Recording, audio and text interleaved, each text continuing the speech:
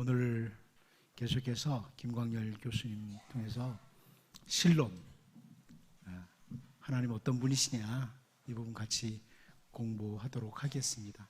나오실 때 우리 박수로 다시 환영하겠습니다.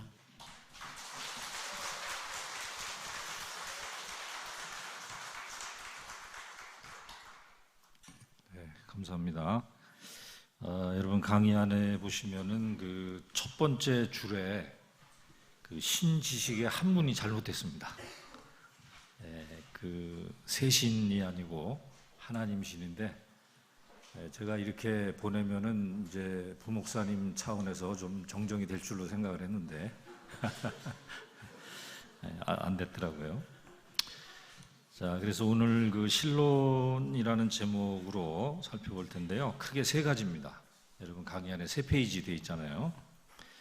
그래서 맨 처음 장에는 이제 신지식의 중요성, 우리가 신론 공부가 왜 필요한가, 중요한 이유.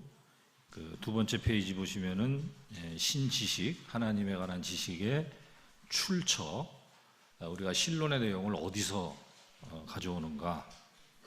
이미 지지난주에 제가 말씀드렸기 때문에 성경 계시라고 다 이해를 하고 계시겠습니다만은 조금 더 자세하게 살펴보고요. 또 그 밑에 보면은 신지식의 성격.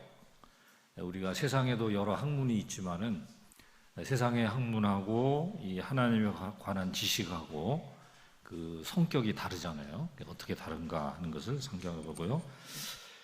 마지막 세 번째 페이지는 이제 하나님의 속성에 관한 내용이 되겠습니다. 그래서 우리가 하나씩 살펴보도록 하겠습니다. 다시 앞 페이지로 오시면은 맨 처음에 하나님에 관한 지식의 중요성 한 4가지 정도로 생각해 볼 수가 있겠는데요.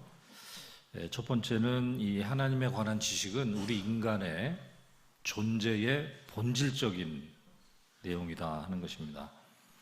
인간이 존재한다고 할 때에 그 인간 존재의 본질적인 문제이기 때문에 이것을 비껴갈 수는 없다라고 하는 건데요. 거기 이제 2가지 내용을 적어놨습니다. 하나는 인간은 하나님을 아는 지식을 피할 수 없다라고 하는 거, 존재론적으로 우리 인간의 존재 자체가 하나님을 아는 지식을 비껴갈 수 없다는 것입니다. 존재론적으로. 그 다음에 2번째는 이제 인식론적으로 불가피하다 이런 내용인데요. 그거 좀 이따 말씀드리고요. 먼저 존재론적으로 하나님을 아는 지식을 피할 수 없다라고 하는 것은 2가지로 또 생각을 해볼 수가 있습니다. 전체적으로 이야기하면은 우리 인간은 하나님을 아는 지식에 둘러싸여 있기 때문에 비껴갈 수 없다는 것입니다. 그래서 하나님을 계시해 주는 그런 계시에 둘러싸여 있다고 하는 겁니다. 우리 모든 인간들이 쉽게 말하면은 자연 계시, 일반 계시에 둘러싸여 있기 때문에 하나님을 아는 지식을 늘 부딪히면서 산다는 거예요. 그러니까 우리가 이제 그 다음 장에서도 살펴보겠습니다만 하나님을 아는 지식을 우리가 일반적으로는 성경에서 얻잖아요. 성경 계시가 하나님에 대해서 알려줍니다, 저희들에게. 근데 성경 계시 말고 자연 계시, 우주 만물을 누가 창조하셨습니까? 하나님께서 창조하셨잖아요. 그러니까 우주 만물에는 하나님의 손길이 묻어 있어요. 하나님의 지혜가 담겨 있습니다. 우리가 성경에서 또 여러 본문 시편 19편 1절 이하에 보면은 하늘이 하나님의 영광을 선포하고 궁창이 그 손으로 하신 일을 나타낸다. 하늘이 하나님의 영광을 선포하고 있기 때문에 우리가 하나님을, 우주 만물을 정상적으로 바라보고 있다고 한다면, 정상적으로 인식하고 있다고 한다면은 그 우주 만물은 하나님의 존재를 우리에게 드러내주고 있는 것입니다. 그러니까 하나님의 지식을 전해주고 있다는 거예요. 시편 19편을 우리 한번 같이 찾아보겠습니다. 시편 19편. 우리가 뭐 잘 아는 말씀입니다만은 시편 19편 1절부터 4절까지 저하고 한 절씩 교독해서 보겠습니다. 제가 먼저 1절을 보겠습니다. 하늘이 하나님의 영광을 선포하고 궁창이 그 손으로 하신 일을 나타내는도다. 언어도 없고 말씀도 없으며 들리는 소리도 없으나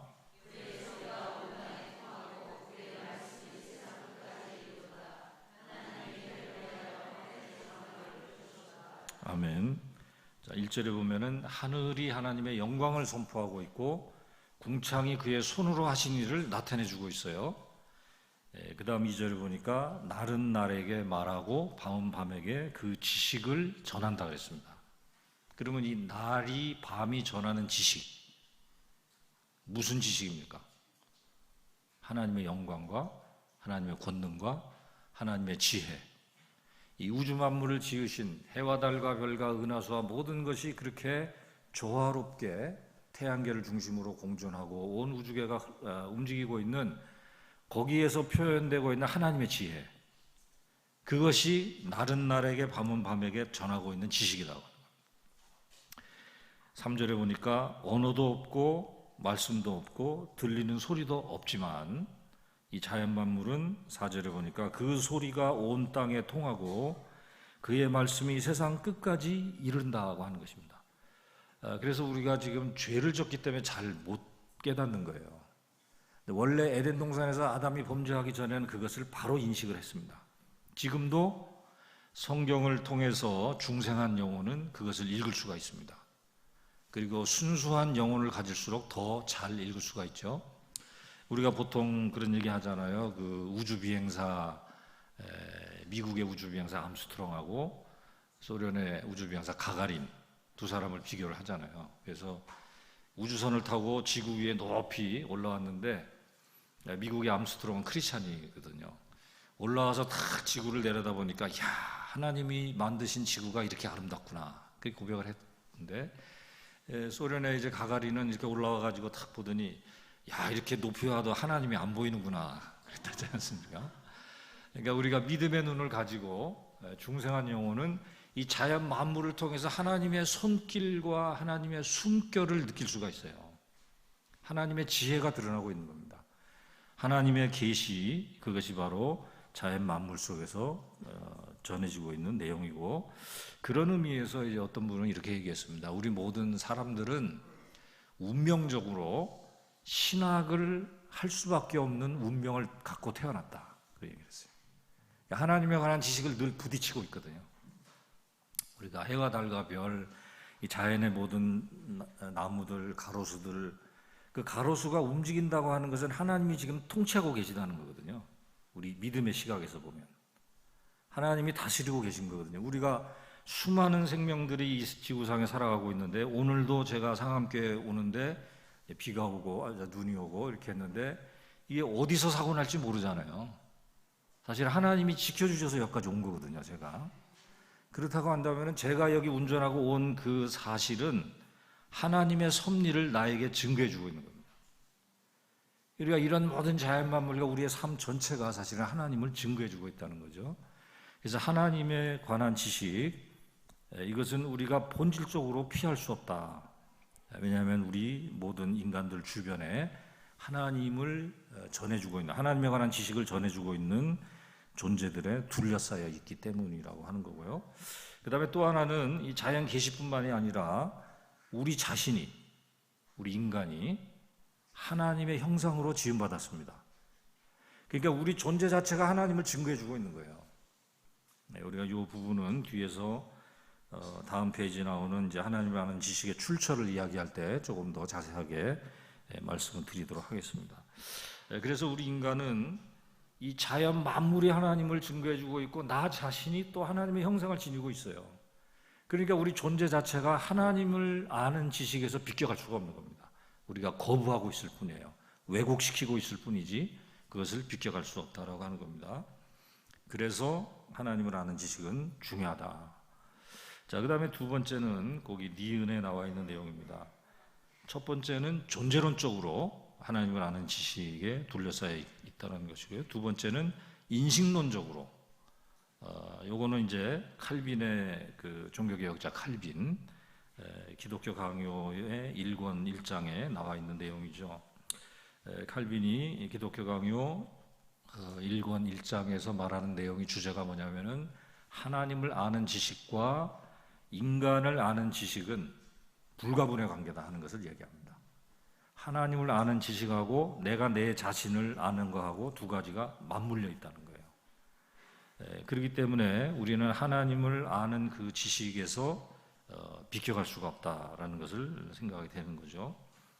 우리가 성경에서 말하는 우리 인간의 모습은 크게 두 가지의 그 중요한 성격이 있습니다. 하나는 피조물, 또 하나는 죄인이라고 하는 것을 성경이 말해줍니다. 우리는 피조물이고, 우리 모든 인간은 피조물이고 또 죄인이란 말이죠. 그런데 우리가 피조물이라는 사실을 올바르게 인식하기 위한 전제가 뭐냐면은 창조주 하나님을 알 때 가능합니다. 창조주 하나님을 아는 지식이 없이는 내가 피조물이라는 것을 인정하기가 어려워요. 이 세상 사람들은 창조주 하나님을 인정하지 않으니까 내가 그분의 피조물이라는 사실을 인정하기가 어려워지는 겁니다. 하나님을 아는 지식하고 나를 아는 지식이 연결되어 있다는 거예요. 또 성경이 말하는 우리 인간은 죄인이라고 이야기합니다. 우리도 이제 교회 다니면서 말씀을 보면서 내가 죄인인 것을 알아요. 근데 사실은 대개는 이제 이론적으로만 인정을 하고 현실적으로는 저 사람 죄인이라는 것은 생각을 하는데 내가 죄인이라는 건 잘 생각을 못 합니다. 그리고 나는 이 정도 의인이다. 내가 교회도 열심히 다니고 성경 공부도 열심히 하고. 그런데 우리가 죄인이라고 하는 것을 가장 확실하게 깨닫는 상황이 언제냐면은 거룩하신 하나님 앞에 딱 섰을 때, 그때는 죄인인 것을 확실하게 깨닫습니다. 우리가 다른 성도하고 섰을 때는 내가 좀 의인 같아요. 근데 내가 하나님 앞에 딱 서게 되면은 죄인이라는 것을 깨닫게 돼요. 우리가 성경의 그 이야기 중에 하나 지지난주에도 말씀드렸습니다만은 누가복음 5장의 사건을 보시면은 베드로가 이제 고기를 2배 가득하게 잡잖아요. 얼마나 참 놀라운 일입니까? 근데 베드로가 2배 가득 차게 고기를 잡은 다음에 예수님 앞에 고백한 내용이 있어요. 뭐라고 고백했는지 아십니까? 주여 나는 죄인으로서이다. 예수님 앞에 엎드리면서 죄인이라고 고백을 했습니다. 그 앞부분에 보면은 베드로가 이 예수님을 선생이라고 불렀어요. 선생이여 이렇게 불렀습니다. 그러니까 그때까지는 이 예수님의 정체를 정확하게 몰랐던 거죠. 그런데 예수님이 저기 깊은 곳에 그물을 내려라, 그 말씀을 순종하고 놀라운 경험을 했습니다. 2배 가득 차게 나는 밤이 맞도록 해도 하나도 못 잡았는데 일평생 내가 고기 잡던 사람인데 저 사람이 도대체 무슨 사람이냐, 어떤 사람이냐 보니까 이건 보통 사람이 아니에요. 이분은 거룩하신 하나님이다. 이거 깨달은 겁니다. 그래가지고 그 주님을 딱 주님 앞에 서 있을 수가 없었어요. 엎드리고 고백한 말이 나는 죄인으로서이다. 나를 떠나소서 이렇게 얘기한 겁니다. 여러분 저는 사실 베드로의 상황이었다면은 주님 나하고 한 2주간만 같이 합시다. 그러면 하룻밤 한 번에 탁 해가지고 2배 150세마리인가 잡았단 말이죠. 2주간 하면은 1년간 벌 거 다 벌 거 아닙니까? 근데 베드로는 그런 생각을 할 겨를이 없었어요. 왜? 거룩하신 하나님 앞에 있기 때문에 두렵고 떨렸습니다. 엎드리고 자기가 죄인인 것을 고백했던 거죠. 우리가 사실 교회에 나와도 아까도 말씀드렸습니다마는 우리 주변에 다른 성도들하고 생각하면 내가 의인이에요. 근데 예배의 자리에 나와서 정말 높고 높은 보좌 위에 앉아 계신 이사야가 만났던 그 거룩하신 하나님 앞에 서면 죄인인 것을 인정하게 됩니다. 그러니까 하나님을 아는 지식하고 나 자신을 아는 지식이 연결되어 있는 거예요. 하나님을 제대로 알지 못하면 나를 제대로 알지 못한다. 그래서 신지식의 중요성은 첫 번째로는 인간의 본질적인 문제라는 겁니다. 하나님을 안다고 하는 것이 교회 다니면서 그냥 알아도 되고 몰라도 되는 게 아니고 아주 중요한 본질적인 내용이다. 그 다음에 두 번째는 인간이 향유할 수 있는 최고의 특권이다. 성경에서 그렇게 말씀해 주고 있습니다. 2가지를 거기 적어놨는데요. 첫 번째는 새 언약의 주 되신 하나님을 아는 지식이 인간의 최고의 자랑거리이기 때문이다 그랬습니다. 성경 하나 찾아보겠습니다. 예레미야 9장을 가보겠습니다.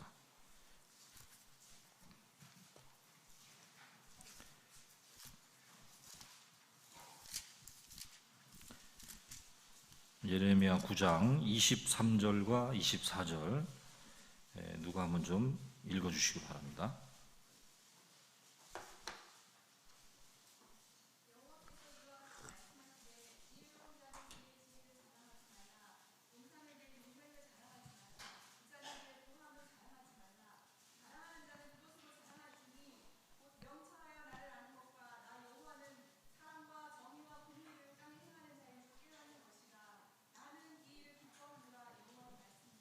아멘. 네. 우리가 자랑할 게 뭐냐 이겁니다. 우리가 이 세상에서 가장 고귀하게 생각하는 것이 무엇인가? 우리가 자랑할 것은 지혜도 아니다. 공부 많이 해서 박사학위 있다고 그거 하루아침에 어떤 사람은 외국에 나가가지고 박사학위 다 받고 이제 금이환영해서 돌아오는 그날 교통사고 나서 죽은 경우도 있고요. 뭐 여러 가지 그거 자랑할 거 아니라는 거죠. 또 용사도 그의 용명을 자랑하지 말라. 아무리 육신적으로 건강한 사람도 요즘에 그 나왔잖아요. 신종 코로나. 그거 한번 탁 하면 그냥 날아가 버리는 거예요. 아무리 용사도 의미가 없고 또 부자도 하루아침에 다 없어질 수 있다. 그러나 우리가 이 세상에서 자랑할 수 있는 것이 무엇인가? 자랑하는 자는 이것으로 자랑할지니 나를 아는 것과 나 여호와는 사랑과 정의와 공의를 땅에 행하는 자인 줄 깨닫는 것이다. 하나님의 존재가 어떤 분인지를 아는 것이 우리의 힘이 된다고 하는 겁니다. 그것이 가장 끝까지 우리를 든든하게 지켜줄 수 있는 힘이 된다. 하나님을 아는 지식이 우리의 인생의 최고의 특권이다 하는 것을 얘기해 주고 있습니다. 또 두 번째 여러분 강의 안에 보시면은 메시아 왕국의 최종 완성의 모습, 거기에도 하나님을 아는 지식이 충만해진다는 것을 말하는데 한번 가보겠습니다. 이사야 11장 1절에서 9절입니다. 네, 이건 좀 길기 때문에 다 읽진 않겠습니다. 여기 보면은 메시아 왕국의 모습을 여기서 이제 설명을 해주고 있습니다. 메시아 왕국이 1절에서 5절에 보면 메시아가 오신다 하는 것을 얘기하고 6절에서 9절에 보면은 그 메시아 왕국을 설명해 주고 있어요. 그 6절에서 9절만 보겠습니다. 우리 같이 한번 합독으로 같이 읽어보겠습니다. 6절에서 9절까지입니다. 시작. 그때에 이리가 어린 양과 함께 살며 표범이 어린 염소와 함께 누우며 송아지와 어린 사자가 살찐 짐승이 함께 있어 어린아이에게 끌리며 암소와 곰이 함께 먹으며 그것들의 새끼가 함께 엎드리며 사자가 소처럼 풀을 먹을 것이며 젖먹는 아기가 독사의 구멍에서 장난하며 젖된 어린아이가 독사의 굴에 손을 놓을 것이라. 내 거룩한 산 모든 곳에서 해됨도 없고 상함도 없을 것이니 이는 물이 바다를 덮음같이 여호와를 아는 지식이 세상에 충만할 것임이니라. 아멘. 마지막에 완성될 하나님의 나라 메시아 왕국의 모습, 여기는 더 이상 이리와 어린 양이 어려운 관계가 아니고 서로 어울리는 관계이고 또 어린아이가 같이 그 사자의 굴에 있고 젖먹는 아기가 독사의 구멍에서 장난을 하고 이런 평화로운 모습이 보이는데 그 중에 하나 9절의 맨 마지막에 보니까 물이 바다를 덮음같이 여호와를 아는 지식이 세상에 충만해지는 곳, 그것이 메시아 왕국이라는 겁니다. 여러분, 우리가 우리의 인생에 많은 문제가 생기는 것이 하나님을 제대로 몰라서 생기는 일들이 많아요. 우리가 하나님을 정말로 온전히 이해한다고 하면 넘어갈 수 있는 부분들, 극복될 수 있는 많은 부분들이 하나님을 신뢰하지 못하고 하기 때문에 넘어지는 것이 있는데, 메시아 왕국은 뭐냐? 하나님을 아는 지식으로 우리가 충만해지는 것입니다. 그것이 우리의 마지막 목표라고 볼 수가 있죠. 그런 비슷한 내용이 3번에서 또 적어놨습니다. 우리 하나님을 아는 지식은 3번 강의한 3번 보시면은 구원의 핵심 내용이고 또 신자의 신앙생활에 있어서도 핵심적인 요소가 된다라고 얘기했습니다. 기억해 보시면은 계시의 본질이다. 한번 마태복음 11장을 가보겠습니다. 마태복음 11장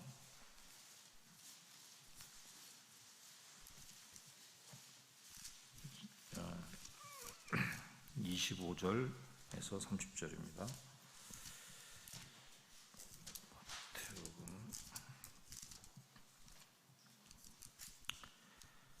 11장 25절에서 30절까지 제가 한번 읽어보겠습니다.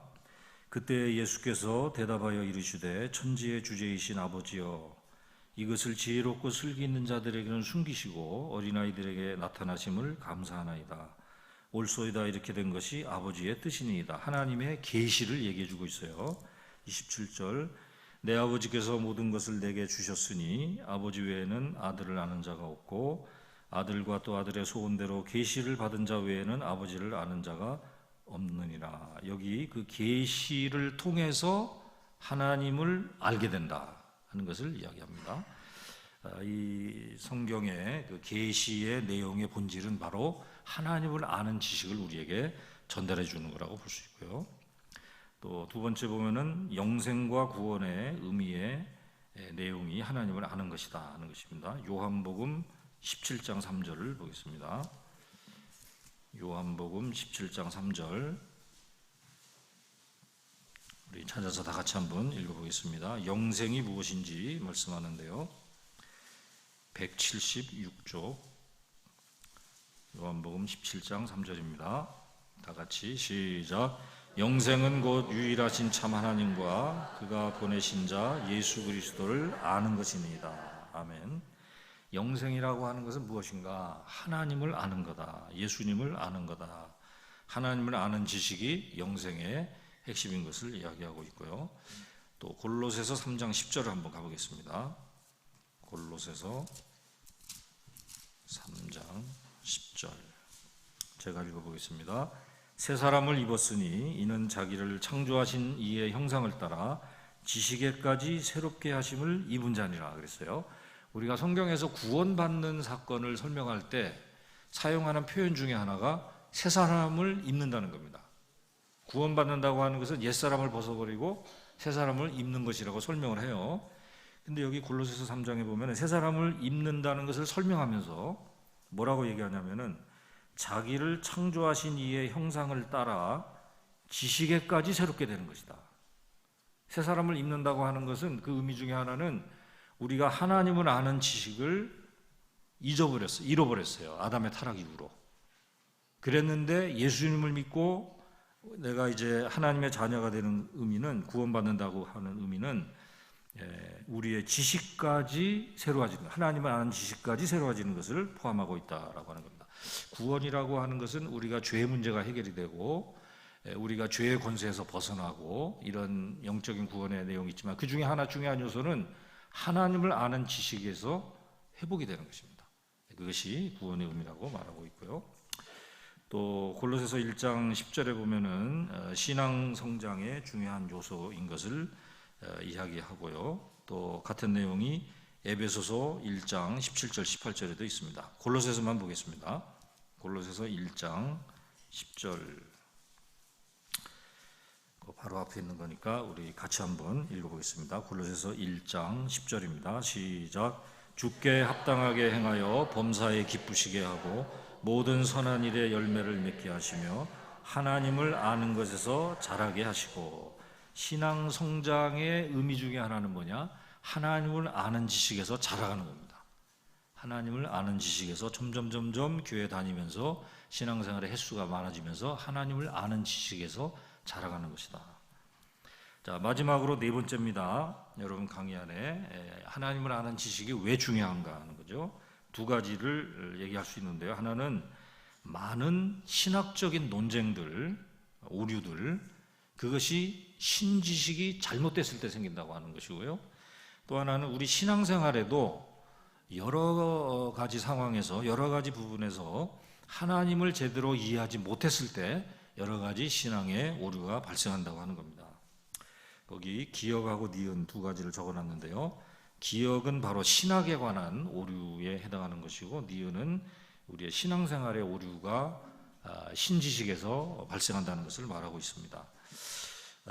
예를 드는 것이 이제 신학에서 이제 성경관을 생각해 볼 수 있어요. 이 성경관에 대한 그 오해가 제가 지지난주에도 말씀드렸습니다만, 하나는 자유주의 신학의 오류를 생각할 수 있고, 또 하나는 자유주의 신학을 배겨가면서 나왔던 신정통주의 신학을 생각할 수 있습니다. 신정통주의 신학의 성경관, 자유주의 신학의 성경관, 두 가지를 생각해 볼 수 있는데요. 왜 자유주의 신학의 성경관은 뭡니까? 성경은 인간의 글이다, 모세가 썼다, 바울이 쓴 거다, 그것까지만 생각하는 거예요. 그리고 성령의 감동으로 바울이 썼다, 요거는 생각을 못하는 겁니다. 이게 자유주의 성경관이거든요. 그 자유주의 성경관이 왜 그렇게 생각을 하게 되었을까? 자유주의자들이 생각하는 하나님의 이해에서 온 겁니다. 자유주의자들은 하나님이 내재적인 신이라고 생각합니다. 초월적인 역사를 일으키는 분이 아니고 초자연적인 역사를 일으키는 그런 신으로 생각하지 않고, 인간의 범주 안에 있는 내재적인 신으로, 그래서 그분들은 성경에 나오는 초자연적인 역사라든지 이적이라든지 부활했다든지 이런 걸 다 인정하지 않거나 신화로 해석을 하든지 뭐 이렇게 나오니까, 성경이 그들이 말하는 성경과는 영감 이론은 지난주에 말씀드린 거는, 그 사람들은 동력적 영감론을 얘기한다고 그랬죠. 동력적 영감. 그거는 뭐예요? 인간 저자만을 생각하는 겁니다. 성경은 인간 저자의 산물이다, 이렇게 생각하는, 하나님의 영감으로 어떤 초자연적인 영감의 역사, 이걸 인정하지 않으니까 그런 동력적 영감론을 말하게 되고, 성경관을 인간의 저작으로만 생각하게 되는 거죠. 반대로 이 신정통주의 신학의 경우는 대표적으로 칼 바르트가 신정통주의 신학자인데요. 이분은 자유주의자들이 말하는 기독교에 대해서 문제의식을 가졌던 거예요. 왜냐하면 자유주의자들이 이야기하는 복음은 우리의 영혼의 문제를 터치할 수 없다, 그거는 도덕만 이야기하고 끝난다는 겁니다. 바르게 살아라, 부모를 공경해라, 이웃을 내 몸과 같이 사랑하라. 그런데 우리의 죄악된 영혼이 하나님의 심판에서 건진받는 것은 얘기가 안 하는 거예요. 그러니까 그거는 기독교가 아니라, 바르트가 생각할 때 성경에서 초월적인 하나님의 계시의 음성이 들려야 되는데 자유주의는 그게 없다. 그래서 이 신정통주의 신학에서는 칼 바르트 같은 경우는 초월적인 하나님을 강조합니다. 초자연적인 계시를 강조해요. 초월적인 하나님의 음성을 들어야 된다라는 것을 이제 강조하다가 보니까, 반대로 초월적인 하나님이 어떻게 역사 속으로 들어올 수 있느냐, 초월적인 하나님은 초월적인 영역에서만 머물러야 되지 어떻게 성경에 인간의 글로 들어오는가, 이거를 받아들일 수가 없었던 거예요. 그래서 성경이 하나님의 계시가 된다라고 실존적으로 해석을 했을 뿐이지, 성경이 하나님의 말씀이다라는 것은 인정을 못한 겁니다. 왜냐하면 계시라고 하는 것은 초월적인 거기 때문에, 초월적인 하나님의 계시가 인간의 글에 머물 수가 없다고 본 거죠. 인간의 글은 내재적인 거기 때문에. 그러니까 이런 하나님에 대한 이해가 결국은 이런 신학의 오류도 만들게 되는 것을 볼 수 있고요. 또 그 다음에 이제 니은에 나오는 신앙생활의 오류라고 하는 것은 제가 두 가지 예를 적어놨습니다. 마태복음 6장에 보면은 예수님의 산상수훈의 내용 가운데 외식하지 말라는 교훈이 있죠. 기도할 때에도 골방에 들어가서 해라. 구제할 때에도 그냥 사거리 가서 이렇게 하지 말고 오른손이 아니고 왼손이 모르게 그렇게 해야 된다. 금식할 때에도 금식했다고 막 인상 찌고 뭐 굶어서 힘들다 이렇게 인상 쓰고 다니지 말고 머리에 기름을 싹 바르고 그렇게 해야 된다. 그 이유는 뭡니까? 은밀한 중에 보시는 하나님이기 때문이다. 그러니까 하나님이 은밀한 중에 우리의 모든 것을 다 아시는 분이다라는 것을 이해하면 외식하지 않아요. 외식할 필요가 없는 거죠. 하나님이 다 보고 계시니까. 근데 하나님이 우리의 모든 것을 다 아시는 분, 전지하신 분이시다, 은밀한 중에 보시는 분이다라는 것을 정확하게 깨닫지 못하니까 외식을 하는 겁니다. 그래서 좀 보이려고 사람들에게. 그러니까 우리의 신앙생활의 어떤 오류들도 어떤 의미에서는 하나님에 대한 올바른 이해가 없을 때 생길 수 있다고 하는 거고요. 또 거기 누가복음 15장에 나오는 탕자의 비유는 뭐 여러분이 잘 아시죠. 탕자 두 번째 아들이 돌아온 것을 가장 싫어했던 사람이 큰아들. 큰아들의 가지고 있었던 하나님에 대한 오해는 뭡니까? 큰아들은 공의의 하나님만을 생각을 했죠. 그러나 하나님은 사랑의 하나님이고 용서하신 하나님이라는 것을 인정하지 못하면 그런 큰아들과 같은 오류를 범할 수 있다고 볼 수가 있죠. 오늘도 우리가 교회에서도 사실은 이 공의의 하나님만 생각하는 경우가 많습니다. 그래서 잘못한 부분을 지적하는 것은 참 잘하는데 사랑으로 품질 못하는 그런 경우도 있습니다만은 하나님은 공의의 하나님이면서 또 사랑의 하나님이라고 하는 이 두 가지가 잘 이해가 될 필요가 있다고 하는 겁니다. 다음 페이지로 넘어가겠습니다. 자, 그러면 이 하나님을 아는 지식의 그 출처가 어디에서 주어지는가라고 하는 것입니다. 하나님을 아는 지식을 어디에서 얻을 수 있는가? 아까 이미 1번 앞부분에서 어느 정도 말씀을 드렸습니다만은 한마디로 얘기하면은 계시 말씀, 성경 계시 말씀을 통해서 하나님에 관한 지식을 얻을 수 있다. 그런데 이 성경 말씀을 우리가 특별 계시라고 말하잖아요. 특별 계시. 근데 이 특별 계시가 주어지기 전에도 우리는 하나님이 자연 계시를 통해서 일반 계시를 통해서 우리에게 하나님에 관한 지식을 알려주신다고 볼 수 있습니다. 아까도 말씀드린 것과 같이 이 일반 계시, 자연 만물이 우리에게 하나님에 관한 지식을 전해주고 있고요. 이 안에 이제 두 가지를 또 나눠볼 수가 있는 거죠. 첫 번째 기억에 나와 있는 것이 인간 속에 주어진 하나님의 계시입니다.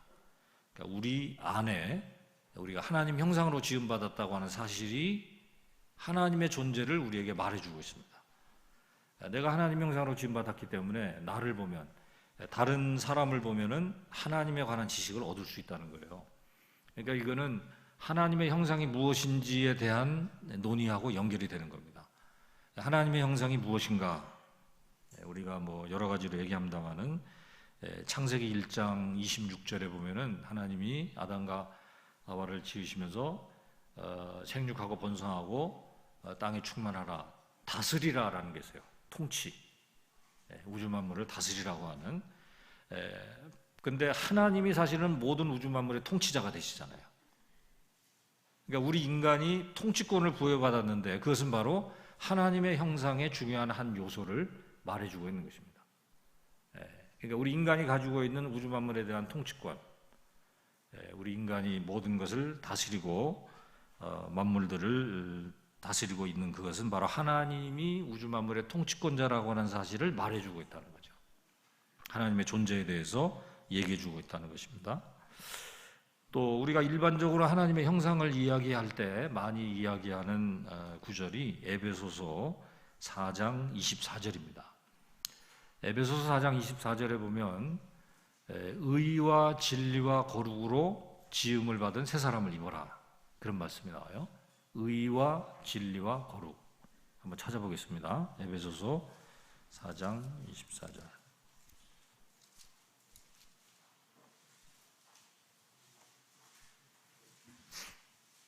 우리가 하나님의 형상을 설명할 때 보통 이 구절을 많이 이야기하는데요. 누가 한 분이 좀 읽어주시기 바랍니다.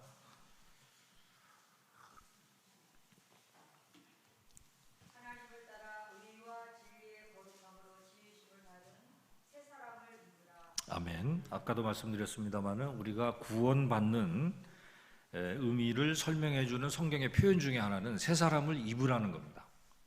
새 사람을 입으라는 건데, 새 사람을 입는 그 의미가 뭐냐면은 하나님을 따라 지음받은 새 사람이에요. 그것은 바로 하나님의 형상의 내용을 담고 있습니다. 그것을 여기 본문에는 의와 진리와 거룩이라고 말하고 있어요. 하나님은 의로운 분이시죠. 거룩하신 분이십니다. 진리의 하나님이십니다. 근데 바로 그 하나님의 형상으로 우리를 지으신 거예요. 그러니까 우리 인간이 의로움을 가지고 있어요. 우리가 예수님 안 믿는 사람도 100% 악의는 없습니다. 의로운 요소가 있어요. 어느 정도 100% 거룩하지 못합니다. 완벽하게 거룩하지 못하지만은 어느 정도 거룩한 요소가 있어요. 진리의 요소가 있습니다. 그건 바로 하나님의 형상을 반영해주고 있는 인간의 모습이에요. 그러니까 우리 인간의 존재를 볼 때 하나님의 존재에 대한 지식을 얻을 수 있다는 거죠. 또 다른 이제 하나님의 형상에 대한 설명 중에 하나는 그 남자와 여자를 지으셨다 하는 이런 내용을 이야기합니다. 창세기 1장 26절 이하에 보면은 하나님이 이제 성부 성자 성령 하나님이 의논하십니다. 인간을 창조하기 전에 자 우리가 이제 우리의 형상을 따라 우리의 모양대로 사람을 만들자 하고 그 다음 절에 뭐라고 얘기하냐면 남자와 여자를 지으셨다 그랬어요. 남자와 여자를 지으셨다. 요거를 이제 해석하는 방법이 남자가 하나님의 형상이다. 그리고 여자도 하나님의 형상이다. 이렇게 이제 해석할 수 있고요.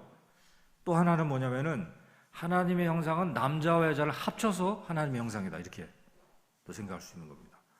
그러니까 하나님의 형상이 남자 혼자서 드러낼 수 있는 부분도 있고 여자 혼자서 드러낼 수도 있는데 남자 여자가 같이 있음으로 하나님의 형상을 드러내준다는 거예요. 왜 이 말은 무슨 얘기냐면 인간은 사회적인 존재라는 것을 얘기해주고 있는 것입니다. 하나님은 홀로 계신 분이 아닙니다. 하나님은 영원부터 성부, 성자, 성령 사이에 교제 가운데서 거하셨어요. 바로 그 부분을 우리 남자와 여자, 남편과 아내가 드러내주게 된다고 하는 것입니다.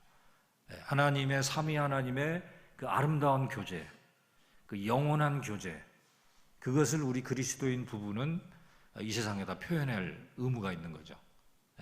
그래서 남자와 여자가 바로 하나님이 홀로 계신 분이 아니고 같이 교제하시는 분이라고 하는 사실을 우리에게 드러내주는 하나의 하나님의 지식에 대한 표현이 된다고 볼 수 있죠. 그래서 이런 의미에서 이 자연계시가 하나님에 관한 지식을 전해준다. 이거는 1차적으로 우리 인간이 하나님의 형상을 지니고 있기 때문에 우리 인간을 들여다보면 하나님에 대해서 알 수 있게 된다고 하는 겁니다. 첫 번째고, 그 다음에 두 번째는 이제 아까 말씀드렸던 이 자연 만물이죠. 인간에게 주어진 하나님의 계시입니다. 그래서 이 자연 만물을 통해서 우리는 하나님에 관한 지식들을 얻게 된다고 보는 거죠. 성경 말씀 하나 또 보겠습니다. 사도행전 14장 16절하고 17절을 한번 보겠습니다.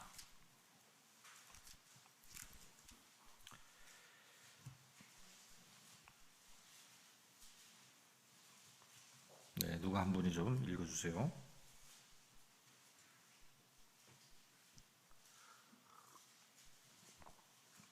사도행전 14장 16절 17절.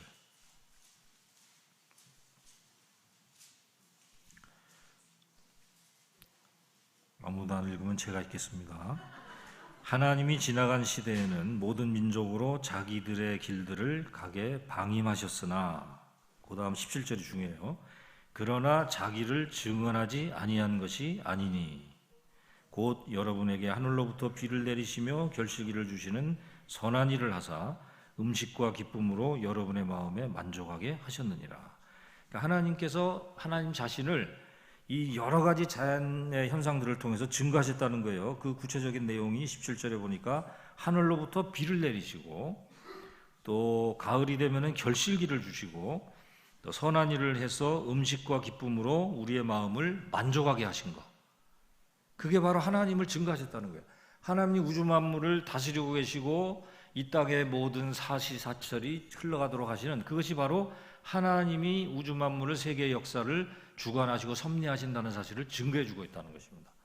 이것을 불신자들은 깨닫지 못하겠지만은 우리가 하나님을 믿는 사람들은 그것을 통해서 하나님에 관한 지식을 얻게 된다고 하는 거죠. 하나 더 보겠습니다. 사도행전 17장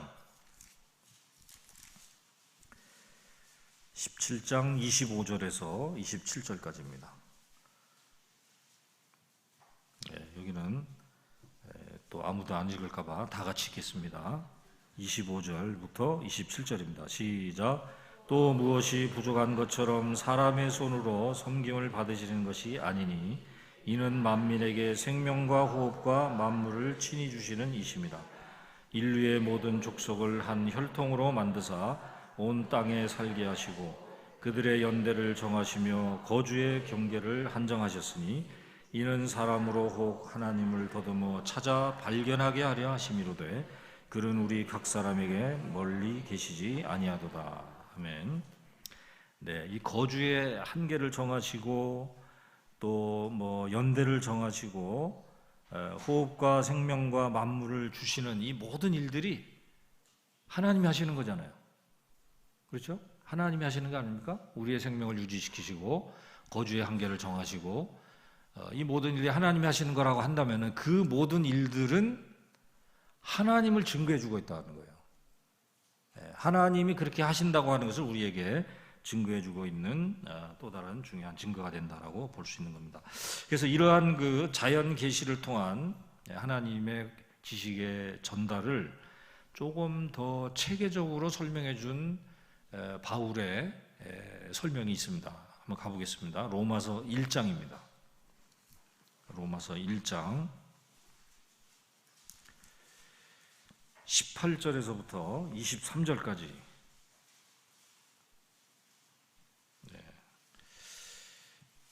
자, 한 절씩 교독해 보겠습니다. 18절을 제가 먼저 읽겠습니다. 로마서 1장 18절에서 23절까지입니다.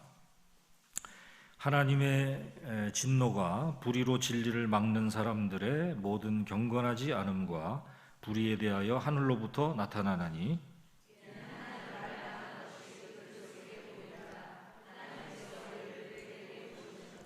창세로부터 그의 보이지 아니하는 것들 곧 그의 영원하신 능력과 신성이 그가 만드신 만물에 분명히 보여 알려졌나니 그러므로 그들이 핑계하지 못할지니라.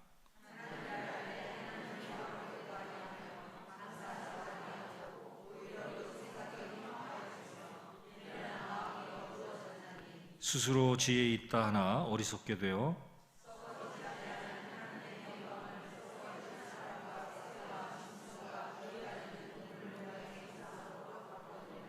아멘.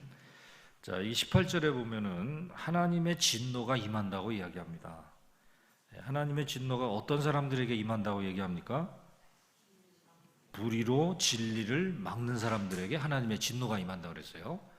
이 사람들이 막고 있는 진리가 무엇일까요? 불의로 진리를 막았다고 그랬는데 그것을 19절에서 설명합니다. 이는 하나님을 알만한 것이 그들 속에 보이는데 그것을 거부하고 있다는 거예요. 하나님을 알만한 것이 그들 속에 보임이라. 하나님이 이를 그들에게 보이셨느니라. 그럼 어떻게 하나님이 보이셨는가? 20절에 설명합니다. 창세로부터 그의 보이지 아니하는 것들 곧 그의 영원하신 능력과 신성이 그가 만드신 만물에 분명히 보여 알려졌나니 그러므로 그들이 핑계하지 못할지니라. 이게 바로 자연 만물이 전해주고 있는 하나님에 관한 지식이에요.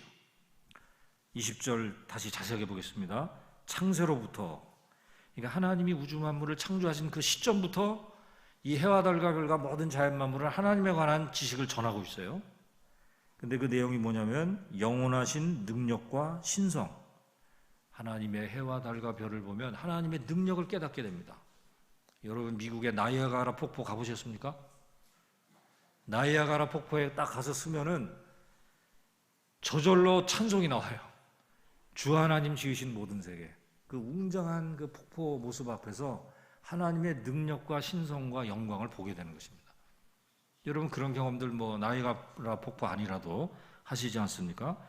창세로부터 이 모든 만물에 하나님의 영원하신 능력과 신성이 분명히 보여 알려졌는데도 불구하고 하나님을 그 뒤에 보면은 하나님을 21절에 하나님을 알되 하나님으로 영화롭게도 아니하고 감사치도 아니하는 그런 사람들에게 하나님의 진노가 임한다고 얘기합니다.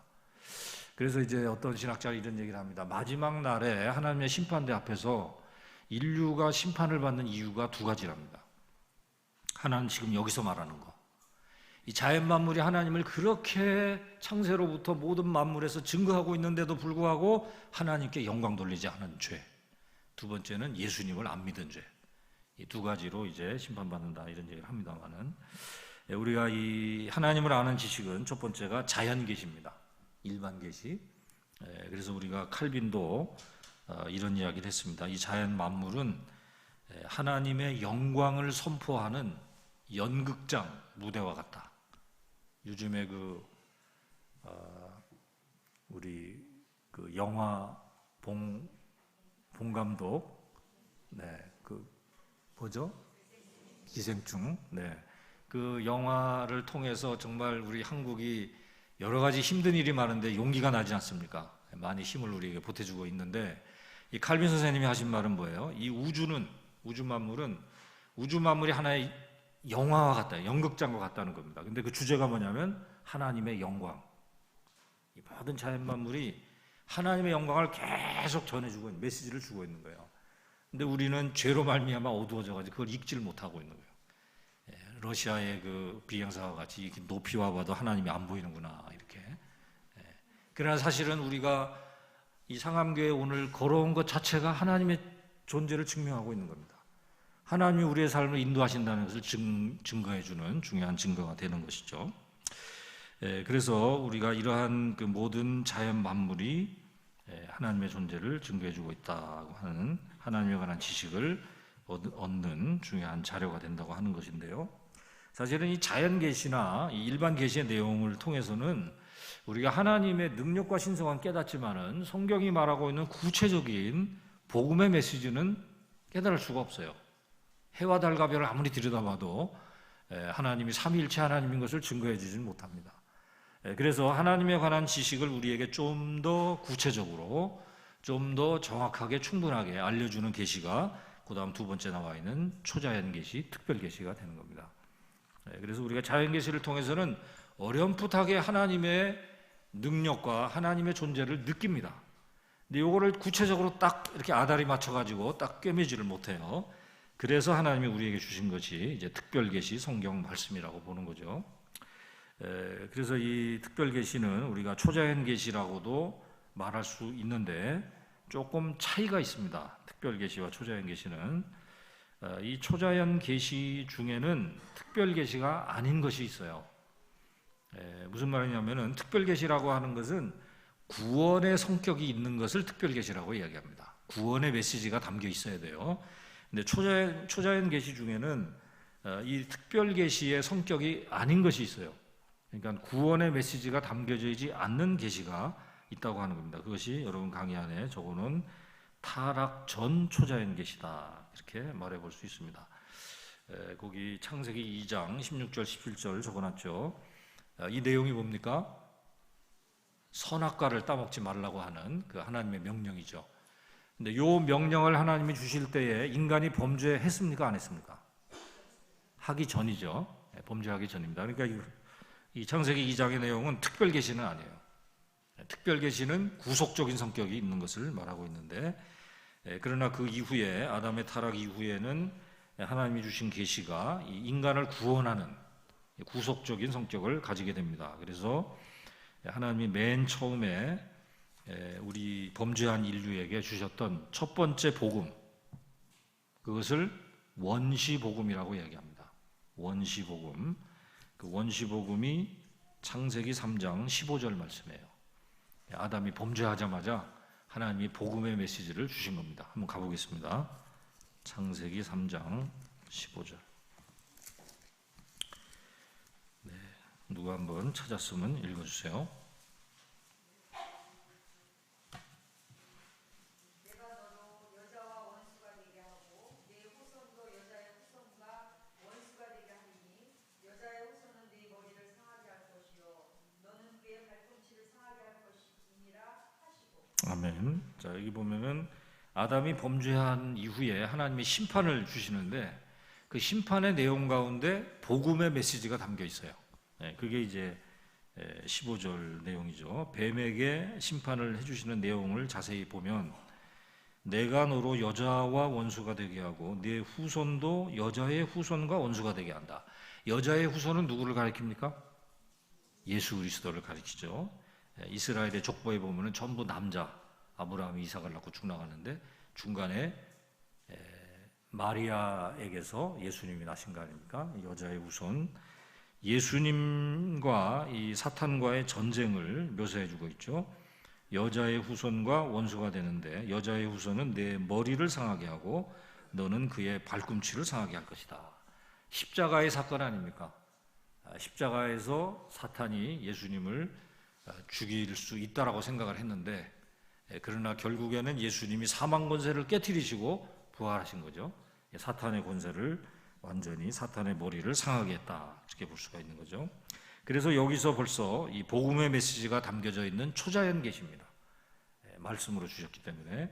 그래서 이 창세기 3장 15절에서부터 우리는 하나님의 특별 계시를 듣게 되고, 이거를 통해서 우리의 구원에 관한 하나님의 계획을 알게 되는 것을 생각할 수 있습니다.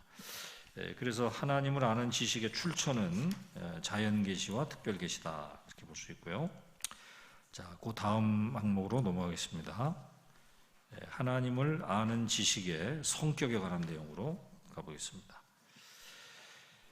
아까도 초대에 말씀드린 대로 우리가 이 세상에서도 여러 가지 학문을 공부합니다마는 하나님에 관한 지식을 가지게 되는 이 학문의 내용은 또 나름대로 특별한 성격이 있다라고 볼 수가 있는데요.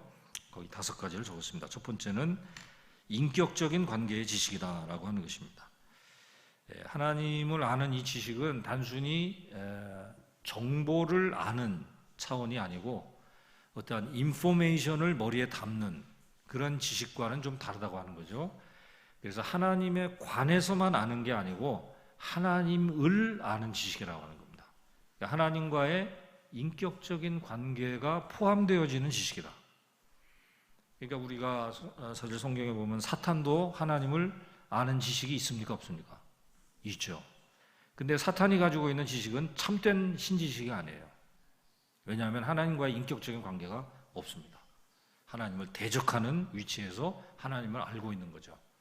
그러니까 우리가 성경에서 신지식을 이야기할 때는 하나님과의 인격적인 관계 속에서 맺어지는 그 지식, 하나님과의 관계가 더 풍성해지고 하나님을 더 깊이 사랑하고 교회를 더 깊이 사랑하고 섬기게 되는 그런 하나님과의 관계를 더 풍성하게 만들어가는 지식을 올바른 지식이라고 이야기합니다.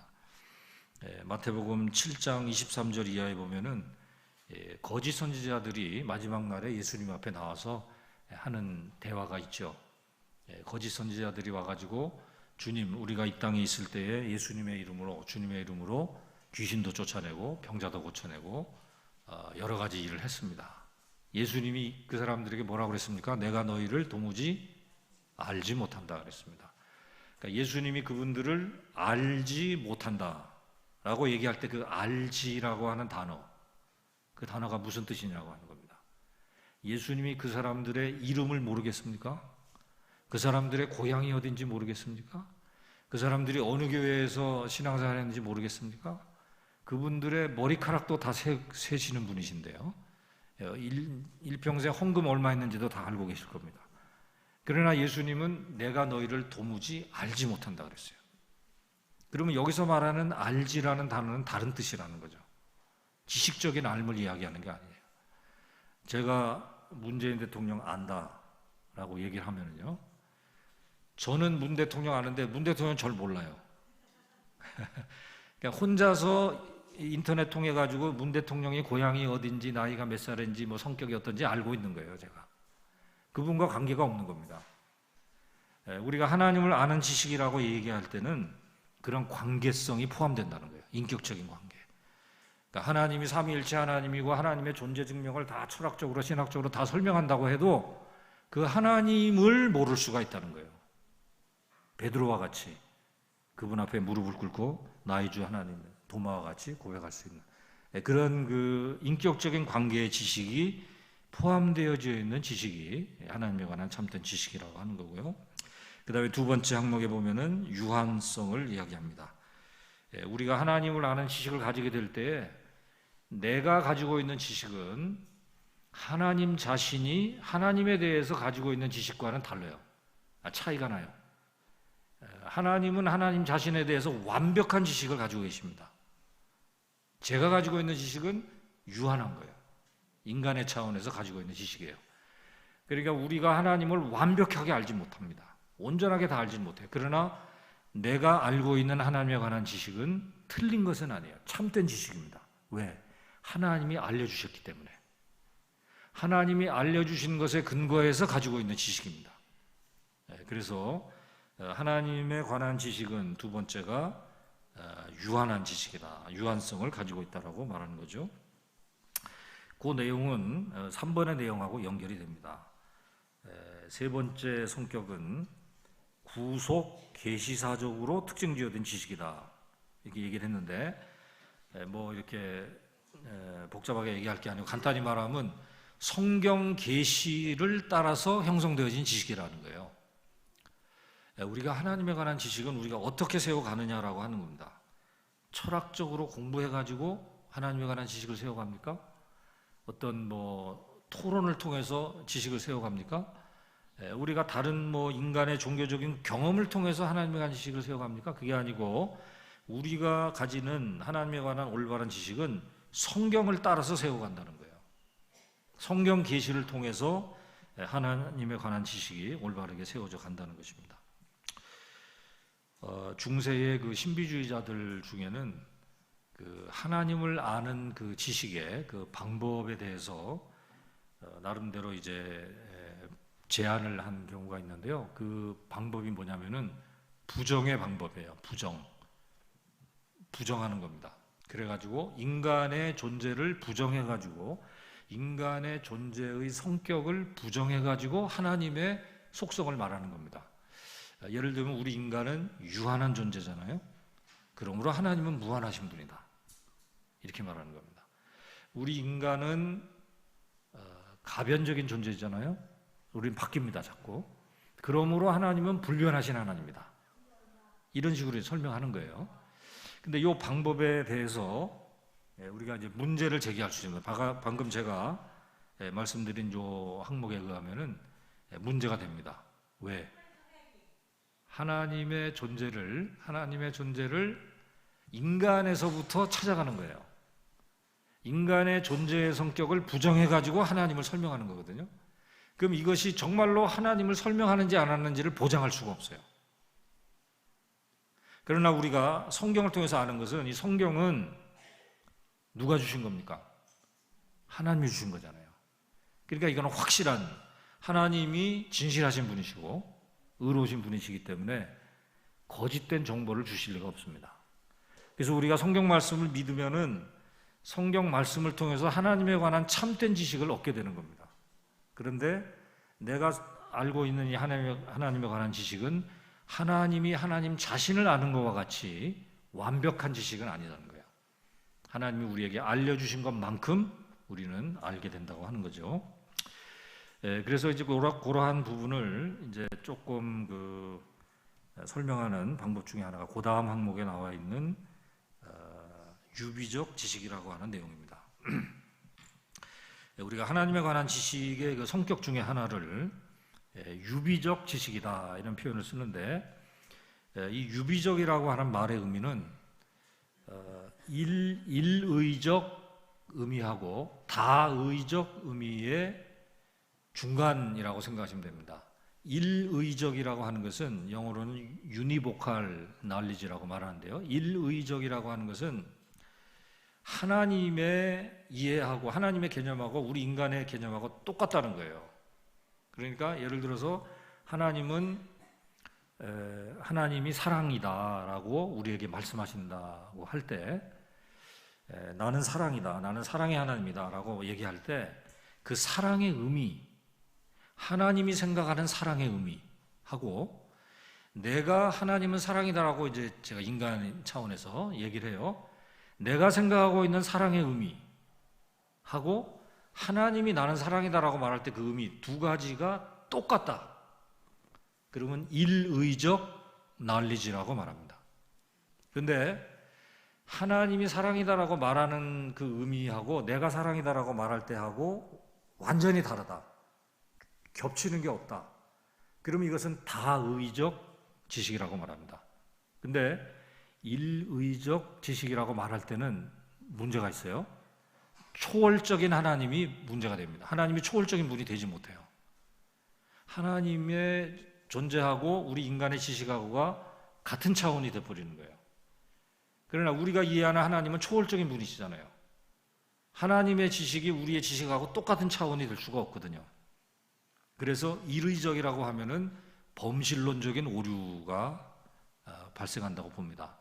근데 만약에 완전히 다르다라고 말하면, 그럼 우리가 성경 말씀을 읽을 때 이게 무슨 뜻인지 사실은 모르는 거예요. 우리는 안다고 읽는데, 하나님이 세상을 이처럼 사랑하사라고 하나님이 계시 말씀을 주셨는데, 하나님이 의미하시는 사랑의 의미하고 내가 지금 이해하고 있는 사랑의 개념이 완전히 다른 거라고 하면, 그러면은 불가지론에 떨어지는 겁니다.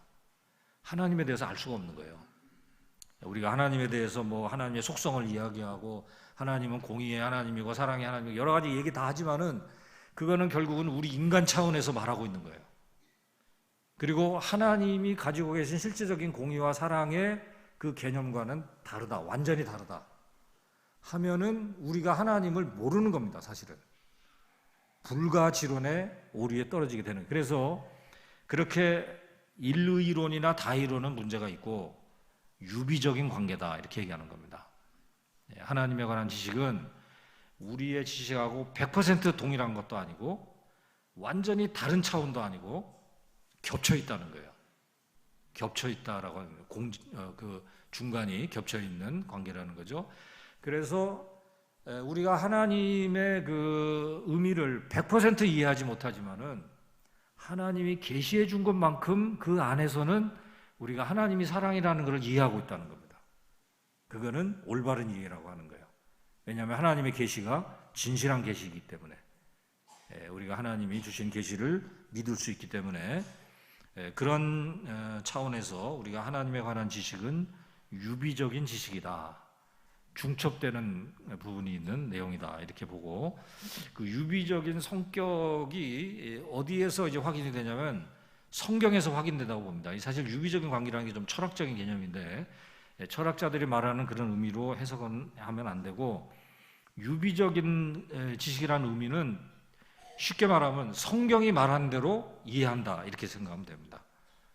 왜냐하면 성경을 통해서 하나님이 하나님에 관한 지식을 주셨기 때문에 우리가 성경을 통해서 하나님에 관한 지식을 알게 되는 그런 정도 선에서만 하나님을 안다라고 말하는 거죠. 그래서 이런 내용을 다 해가지고 결론으로 말하는 게 5번이에요. 우리가 하나님에 관한 지식은 불가해성이 있다, 이렇게 얘기합니다. 그러니까 하나님을 완전히 다 알지는 못한다는 거예요. 하나님에 관한 지식이 완벽한 지식은 될 수가 없지만은 그럼에도 불구하고 참된 지식이다. 그 두 가지를 균형을 맞춰야 된다고 보는 겁니다. 그래서 이 불가해성, 그 다음 항목에 나와 있는 내용 세 가지를 거기 적어놨습니다. 첫 번째는 물량적인 차원에서 생각할 수 있습니다. 성경 하나 또 찾아보겠습니다. 열왕기상 8장 27절입니다. 열왕기상 8장 27절. 네, 누가 한번 좀 읽어주세요.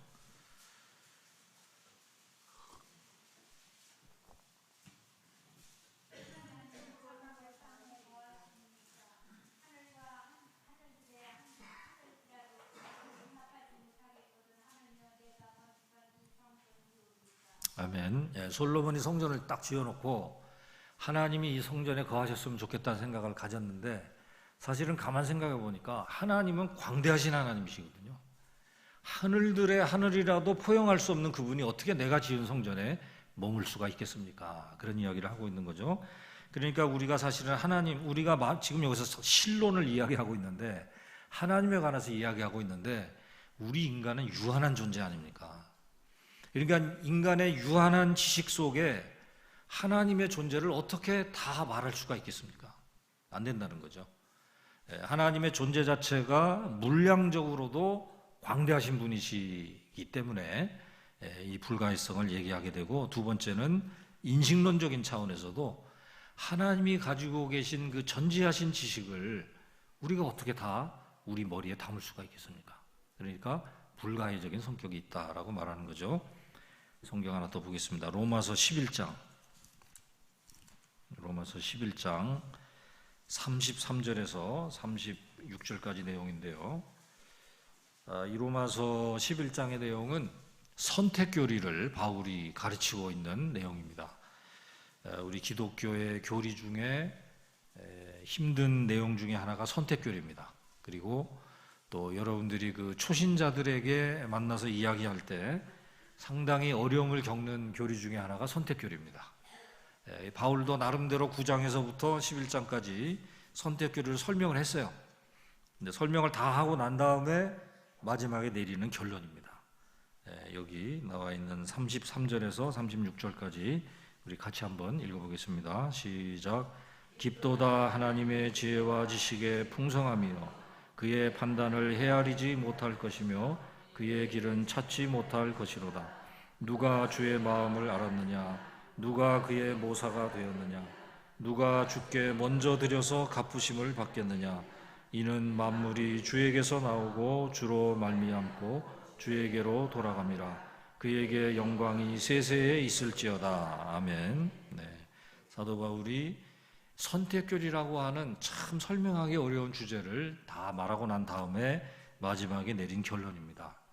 깊도다 하나님의 지혜와 지식의 풍성함이요 그의 판단은 헤아리지 못하고 그의 길은 찾지 못할 것이다. 누가 주의 마음을 알았는가? 누가 주님께 먼저 얘기를 꺼낼 수가 있는가? 하나님이 우리에게 다 주시는 것이고 성경을 통해서 우리가 이해하게 된다고 하는 거죠. 그래서 우리가 이 하나님에 관한 지식을 접하게 되면은 경외심이 나옵니다. 하나님의 지식의 그 광대함, 우리가 이해할 수 없는 그런 영역에 부딪히게 되면은 불신자들은 그것이 걸려 넘어지게 되는 항목이 되지만은 우리 크리스찬에게는 우리가 하나님을 다 이해하지 못하는 부분에 부딪혔을 때 이것은 하나님의 초월성을 인정하는 계기가 되는 것이고 하나님 앞에 영광을 돌리게 되는 것이죠. 그래서 이 바울은 이 선택교리의 맨 마지막 결론이 하나님께 영광 돌리는 그런 36절의 말씀으로 마무리를 하고 있습니다. 자, 그러면 이제 마지막으로 하나님의 속성들로 넘어가도록 하겠습니다. 목사 우리 3시 반까지인가요? 조금 더 해도 되나요? 네. 준비한 거는 다 해야 되겠죠, 그래도.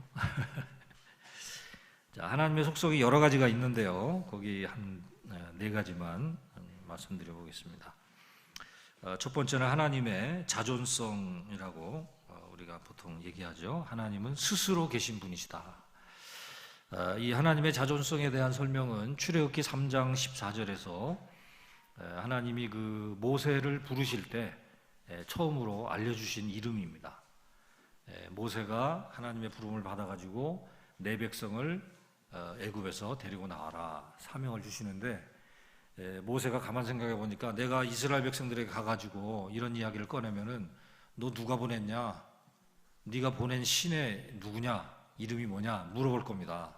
그럼 내가 답을 해줘야 되는데 뭐라고 답해야 됩니까? 그렇게 이제 물어보고 있는 거죠. 한번 가보겠습니다. 출애굽기 3장 14절 누가 찾았으면 읽어주세요.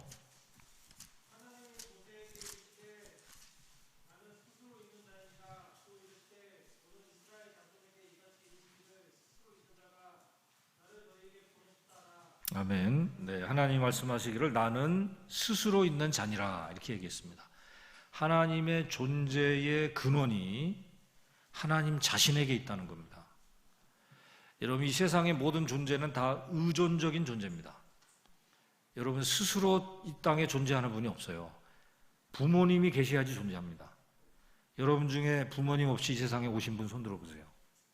없을 겁니다. 다 우리는 존재의 출발부터 스스로 존재하진 않습니다. 그리고 이 땅에 온 다음에도 외부로부터 무엇을 내 안에 넣어야지 존재할 수 있어요. 음식을 먹고 공기를 마시고 물을 마시지 않으면 존재할 수 없습니다. 오직 하나님만이 스스로 존재하시는 분이다 이거예요. 하나님은 하나님의 존재 안에 하나님의 생명의 근원을 가지고 계시다고 하는 거죠. 근데 이 출애굽기 3장에 보면은 하나님이 이 스스로 있는 자라고 말씀하시기 전에 창세기 3장 그 앞부분에서 하나님은 모세에게 그 하나님의 자존성을 회화적으로 보여주셨어요. 그게 바로 떨기나무 불꽃입니다. 모세가 봤던 떨기나무 불꽃은 좀 다르죠. 어떻게 다릅니까? 타들어가는데 그 불꽃은 계속 유지되는데 나무까지는 타질 않아요. 나무까지는 소비되지가 않습니다. 우리가 보통 나무 불꽃이라고 하면은 나무가 점점 타들어가면서 나무로부터 연료를 공급받아 가지고 불꽃이 유지가 되잖아요. 불꽃이 계속 살아남으려면 나무까지가 타들어가야 됩니다. 그런데 모세가 봤던 그 불꽃은 나무까지는 타들어가지 않는데 불꽃은 계속 존재하고 있어요. 이건 뭐예요? 그 불꽃의 생명이 나무가지에서부터 오는 게 아니고 불꽃 자체에 있다고 하는 것을 말해주고 있는 것입니다. 이것은 바로 하나님의 자존성을 얘기해주고 있는 겁니다. 이 세상에 존재하는 모든 존재는 스스로 존재하는 사람 아무 존재도 없다고 하는 거죠. 오직 하나님만이 스스로 존재하시는 분이시다.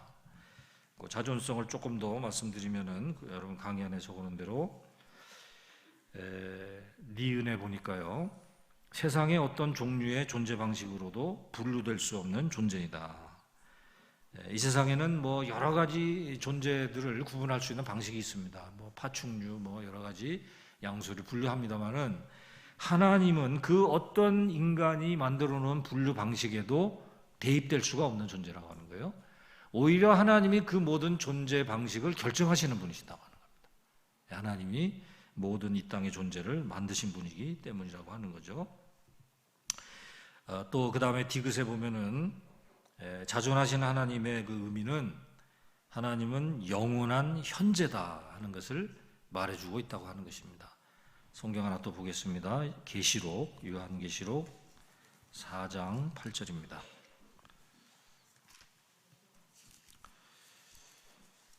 빨리 가고 싶으시면은 찾는 대로 읽으세요.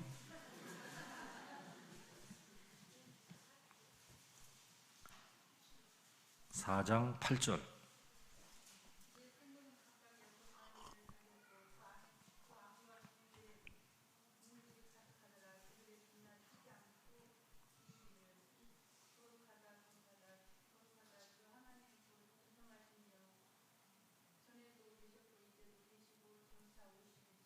아멘. 하나님에 대해서 마지막에, 맨 마지막에 설명하는 게 전에도 계셨고 이제도 계시고 장차 오실 자라.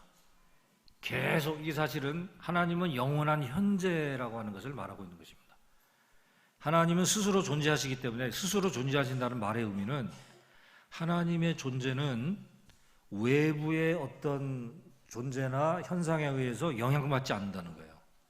하나님은 스스로 그 존재를 유지시켜 가시는 분이라고 하는 겁니다.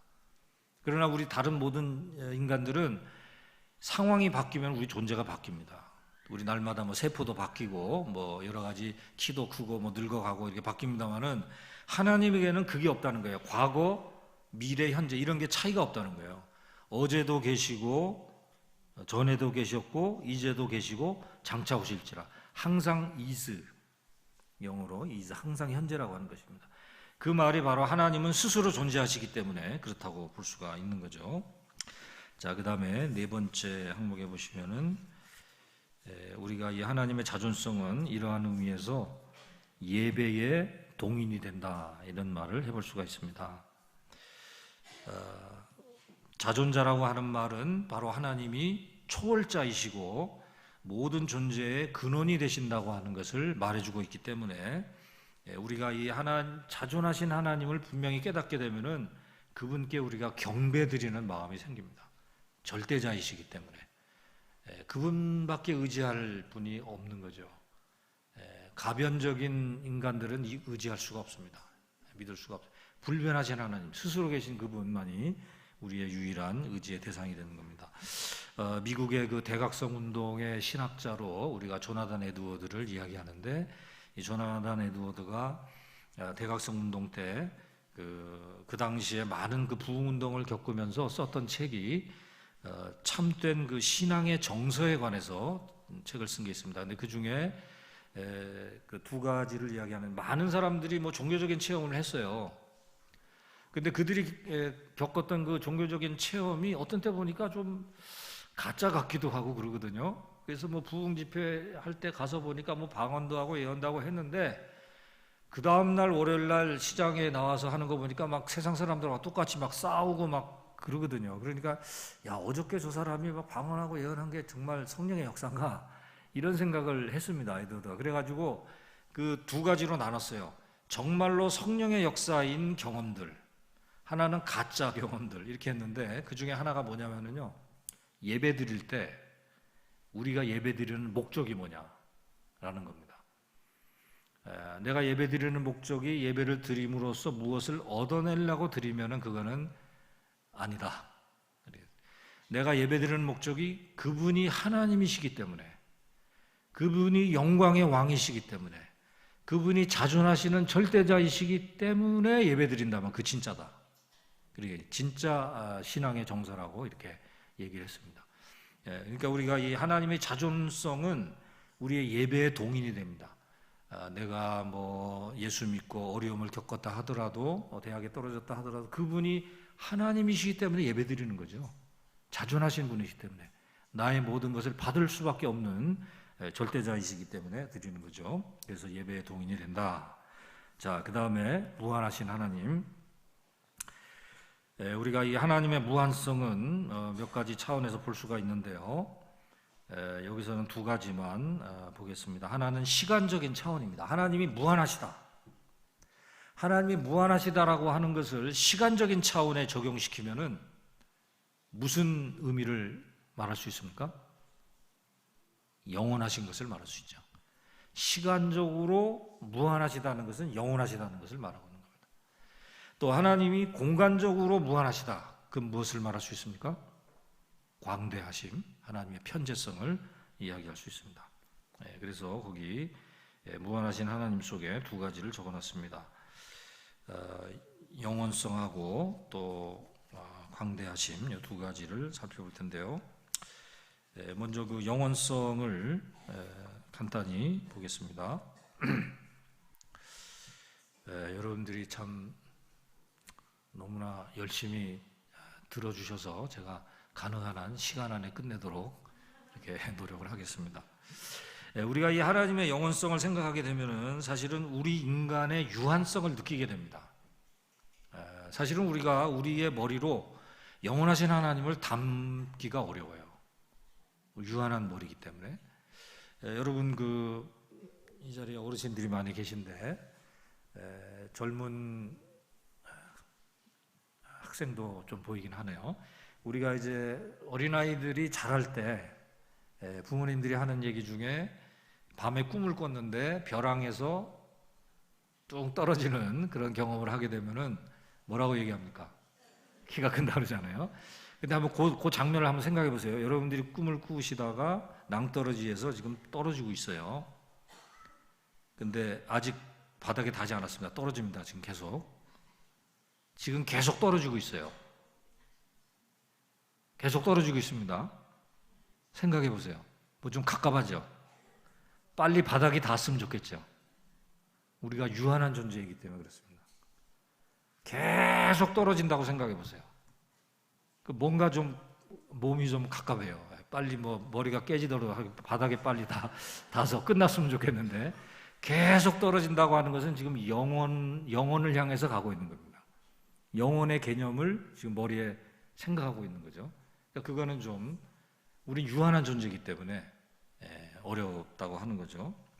그래서 우리가 그런 의미에서 하나님의 영원성이라고 하는 것은 어떤 의미에서 적극적인 진술보다는 하나님의 영원하심은 이런 거다라고 하는 설명보다는 이런 것이 아니다라고 하는 쪽으로 말하는 것이 좋다고 하는 것이죠. 자, 그래서 거기 보면은 첫 번째 기억해 보니까 끝없이 연장된 시간의 개념과는 다르다 하는 얘기를 했습니다. 여기서 말하고 있는 이 개념은 그 자연신론에서 이야기하는 하나님의 영원성입니다. 이 자연신론이라고 18세기 영국에서 유행했던 이제 그 종파라고 볼 수 있는데요. 여기서 얘기하는 하나님의 영혼은 뭐냐면은 피조 세계에 있는 시간의 한 토막을 띄어와 가지고 앞쪽을 무한대로 연장시키고 뒤에를 무한대로 연장시켜서 그것을 바로 하나님의 영혼이다 이렇게 얘기하는 거예요. 여러분 맞습니까? 틀립니까? 틀립니다. 왜? 피조 세계에 있는 시간을 아무리 연장시켜도 하나님의 영원성에는 다다를 수가 없어요. 왜 그렇습니까? 그것은 여전히 피조계에 있는 시간이기 때문에. 하나님의 영원이라고 하는 것은 피조 세계의 것이 무한대로 늘어나서 생각할 수 있는 게 아니고 그것은 근본적으로 다른 차원의 존재라고 하는 겁니다. 이것은 무엇을 얘기해 주냐면은 하나님은 시간을 창조하신 분이다라는 것을 말하고자 하는 것입니다. 하나님의 존재를 우리가 얘기할 때 오해하기 쉬운 게 뭐냐면은 시간과 공간의 흐름 속에서 하나님이 우주 만물을 지으셨다 이런 생각을 하기 쉬워요. 그러나 그게 아니고 하나님은 시간과 공간도 창조하신 분이십니다. 하나님의 손 안에 시간이 잡혀 있어요. 여러분 구약에 보면 태양을 멈춘 사건이 있잖아요. 그러니까 태양을 중심으로 지구가 돌아가지고 시간이 가는 게 아니고 하나님이 시간을 쥐고 계신 겁니다. 하나님이 시간을 멈추게 할 수도 있고 갈게 할 수도 있고 공간이라고 하는 것도 하나님이 공간 안에서 역사하시는 분이 아니고 하나님이 공간을 다스리시는 분이라고 하는 거예요. 그래서 우리가 하나님의 편재성도 사실은 어떤 의미에서 하나님은 공간의 법칙을 초월해 계신 분이다라는 의미로 생각할 수가 있습니다. 하나님의 그 편재성, 광대하심이라고 하는 것을 우리가 잘못 생각하면 하나님이 그냥 우주 공간에 팍 퍼져 계시다 이렇게도 생각할 수가 있는데 그건 아니고요. 하나님은 공간의 법칙을 초월해 계신 분이라고 하는 의미로 생각할 수 있습니다. 왜 그러냐면 하나 제가 질문해 보겠습니다. 여러분 하나님이 지금 계신 곳에서 여러분이 지금 계신 곳까지 거리 잴 수 있습니까? 거리를 잴 수 있어요? 못 재죠. 하나님은 어느 한 곳에 딱 이렇게 로케이션 할 수 있는 분이 아니거든요. 하나님은 공간의 법칙을 초월해 계신 분이에요. 그러니까 우리가 하나님의 광대하심이라고 하는 것은 어떤 뭐 공간의 이런 것을 통해서 설명한다기보다도 하나님이 이 모든 시간과 공간을 넘어 계신 분이다 하는 것으로 생각할 수가 있고요. 마지막으로 이제 전지하심으로 넘어가겠습니다. 하나님의 이 전지하심 성경에 보면은 뭐 여러 곳에서 설명을 해주고 있죠. 시편 139편 3절 이하에도 보면은 하나님이 모든 것을 다 알고 계시다. 우리가 앉아 있는 것도 아시고 멀리서도 우리가 서 있는 것도 아시고 모든 것을 다 아신다. 우리 마음의 생각도 알고 계시다. 여러 가지 하나님의 전지하심에 대한 성경의 설명이 있어요. 자, 그런데 제가 좀 오늘 말씀드리고 싶은 부분은 하나님의 전지하심의 의미 가운데에는 미래의 사실을 아는 것까지 포함된다는 겁니다. 미래에 되어질 일들을 아는 것까지 포함하고 있다. 하나님은 과거의 일도 아시고 현재의 나의 모든 삶에 대해서도 아시지만은 미래에 어떤 일이 발생할 것을 정확하게 알고 계시다고 하는 겁니다. 어떤 사람들은 이 부분에 대해서 이제 인정하지 않는 그런 분들이 있습니다. 신학자들 가운데도 하나님의 전지하심 중에는 미래에 관한 지식, 그것을 선지라고 얘기하는 이 선지의 부분을 인정하지 않으려는 그런 분들이 있어요. 그러나 여러분 한번 생각을 해보세요. 우리 인간의 지식하고 하나님의 지식을 한번 비교해 보겠습니다. 우리 인간의 지식은 우리가 생물학을 공부하고 지질학을 공부하고 역사학을 공부한다 할 때 우리 인간의 지식은 이 우주 만물이 먼저 존재하고 생물이 먼저 존재하고 그 존재를 연구해 가지고 가지는 지식입니다. 그렇죠? 하나님의 지식은 어떨까요? 이 세상 만물이 존재하고 난 다음에 하나님이 지식을 가지고 계십니까? 그 전에 가지고 계시죠. 하나님은 이 모든 우주 만물을 그의 지혜로 지으신 겁니다. 그러니까 이 모든 자연 만물에 관한 지식들, 생물학은 뭐예요? 뭐 나방이 얼마 지나서 뭐 애벌레가 나방이 되고 이런 모든 그 존재에 대한 생명에 대한 존재 방식에 대한 그 지식들이 이 모든 자연 만물이 존재하기 전에 이미 하나님이 가지고 계셨어요. 그러니까 하나님은 하나님의 지식이 먼저 선행하고 그 다음에 이 세상 만물이 존재하는 것입니다. 우리 인간의 지식은 이 자연 만물이 존재하고 그 다음에 우리가 연구해가지고 가지게 되는 지식이에요. 그러니까 이런 것을 우리가 이제 하나님의 지식은 분석적인 지식이고 인간의 지식은 종합적인 지식이다 이런 표현을 쓰는데요. 그래서 우리가 이렇게 얘기할 수 있습니다. 이 세상이 존재하지 않았다면 인간들은 그것을 알 수가 없었을 것입니다. 그러나 그것들이 하나님에게 알려지지 않았다면 이 세상은 존재하지 않았을 것입니다. 왜냐하면 하나님은 그 지식으로 이 세상을 지으셨기 때문에 이 세상 모든 만물들이 하나님의 지식에서 나왔다고 하는 거죠. 그런 의미에서 우리는 하나님의 선지하심을 이야기할 수 있다는 것입니다. 오늘날의 그 현대주의자들이라든지 또 현대 신학자들 또 복음주의 안에도 어떤 분들은 하나님의 선지하심을 거부하려고 해요. 왜? 하나님이 미래의 일을 미리 아신다라고 말하면은 우리 인간의 자유의지하고 충돌된다고 생각하는 겁니다. 하나님이 앞으로 되어질 일을 다 알고 계신다고 한다면은 우리 인간은 로봇가 아닌가 이런 생각을 하는 거죠. 그래서 이제 사실 이런 문제는 과거에서부터 2000년 기독교 역사 속에 계속적으로 제기되어 왔습니다. 사실은 그 중세의 신비주의자들 중에는 이런 문제를 해결하기 위해서 하나의 그 대안을 제시했는데요. 그게 뭐냐면 중간 지식이라는 게 있습니다. 사이언티아 미디아라고 중간 지식인데 이게 뭐냐면은 여러분 요즘에 인공지능 뭐 조치훈 무슨 이세돌하고 해가지고 이세돌이 한판 이겼잖아요. 한판 이기고 다 졌잖아요. 근데 이 인공지능은 과거에 그 바둑 고수들이 가지고 있는 수를 다 알고 있어요.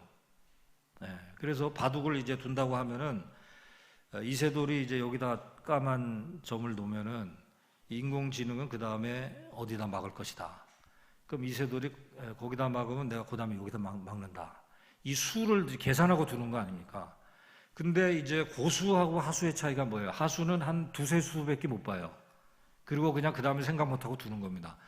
근데 고수는 그 다음 수를 다 잊고 있기 때문에 이렇게 두는 거, 걸려들었다 하고 탁 하면 잡아먹는 거죠. 그런데 중간 지식이 뭐냐면은 내가 여기다 바둑을 놨을 때 이 사람이 이쪽에다 놓을 수도 있고 여기다 놓을 수도 있고 이쪽에 놓을 수도 있고 그 모든 가능성을 다 알고 있다는 것입니다. 하나님의 전지하심을 그렇게 생각하는 거예요. 그런데 실제로 내가 여기다 놓을 거는 모른다는 거예요. 맞습니까? 하나님의 전지하심이 그런 겁니까? 아니죠. 하나님은 실제로 여기다 놓을 거를 알고 계신 거죠. 만약에 그 중간 지식으로 우리가 하나님의 전지하심을 설명한다면 성경의 많은 부분이 문제가 됩니다. 예언. 성경에는 예언이 있잖아요. 하나님의 구약의 선지자들을 통해서 예수님이 마곡간에서 태어난 것을 예언했습니다. 동정녀에게서 태어날 것을 예언했어요. 구체적으로 하나님은 알고 계신 겁니다. 그 하나님의 계획대로 작정대로 예정대로 가는 겁니다. 그게 성경의 가르침이에요. 그래서 우리가 하나님의 전지하심을 이 선지하심을 빼면 안 돼요. 거기까지 다 들어 있습니다. 근데 우리가 물론 여기서 이제 질문이 나오죠. 그러면 이제 아까 말했던 인간은 로봇이냐 뭐 이런 얘기가 나오긴 합니다만은 그러나 우리가 이제 칼빈주의에서 이해하는 것은 하나님의 주권적인 뜻과 예정을 이야기하는데 하나님의 주권적인 뜻과 예정이 있지만은 그럼에도 불구하고 그 하나님의 주권적인 뜻 안에서 살아가고 있는 인간은 하나님의 그 주권적인 뜻 때문에 억지로 하는 것은 없다는 거예요. 우리가 자발적으로 합니다.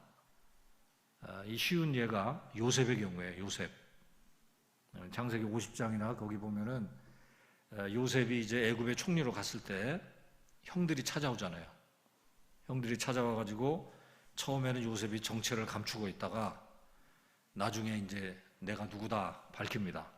그러니까 형들이 깜짝 놀라가지고 이제 죽었구나 이렇게 생각하고 있는데 요셉이 그때 하는 말이 있어요. 걱정하지 마세요. 형들이 나를 팔아서 여기 왔다고 걱정하지 마세요. 형들이 판 게 아니고 하나님이 나를 보내신 겁니다. 이 어려운 기근의 시기에 애굽 사람도 살리지만은 우리나라 사람들 살리기 위해서 하나님이 나를 먼저 이 땅에 보낸 겁니다. 이렇게 얘기하잖아요. 하나님의 섭리가 있다는 겁니다. 여러분 예를 들어서 그 전에 형들이 이제 요셉을 팔 때 그 장면을 한번 생각해 보세요. 요셉이 까불거든요. 뭐 꿈을 꿨는데 뭐 부모가 자기한테 절하고 형도 다 절하고 혼내줘야 되겠다. 이 구렁텅이에다가 빠뜨렸는데 아무래도 좀 비인간적이고 안 돼가지고 애굽으로 가는 상인에게 팔았어요. 근데 형들이 속으로 생각하기를, 야, 앞으로 이 땅에 기근이 올 텐데 이 요셉을 팔아가지고 보디발의 아내 집에 가가지고 억울하게 누명 쓰게 해가지고 그 다음에 감옥에 가서 꿈 해석을 해가지고 국무총리가 되게 해가지고 정치를 잘 해가지고 기근이 왔을 때 우리를 살리도록 해야 되겠다, 이 생각을 하고 팔았습니까? 아니에요. 하나님이 그건 몰라요. 하나님의 주권적인 섭리와 뜻은 모릅니다. 그냥 미워서 판 거예요. 까부니까 혼내줘야 되겠다고 팔았는데 그 모든 과정을 하나님이 사용하셔가지고 하나님의 주권적인 뜻을 이루어 가신 겁니다. 하나님의 전제하심 속에 다 있는 거예요. 보디발의 아내에 갈 거, 꿈에서 갈 거, 하나님의 계획 속에 다 있어요. 그러나 하나님의 계획이 있다고 해서 그 계획 속을 살아가고 있는 인간이 결코 로봇처럼 행하지 않는다는 거예요. 의지의 자유를 가지고 움직인다는 겁니다. 그래서 우리가 칼빈주의가 하나님의 주권을 이야기하는데 결코 이거는 소위 말하는 알미니안주의가 염려하듯이 인간의 자유의지를 배제하는 것이 아닙니다. 인간의 인격적인 활동이 그대로 보장이 돼요.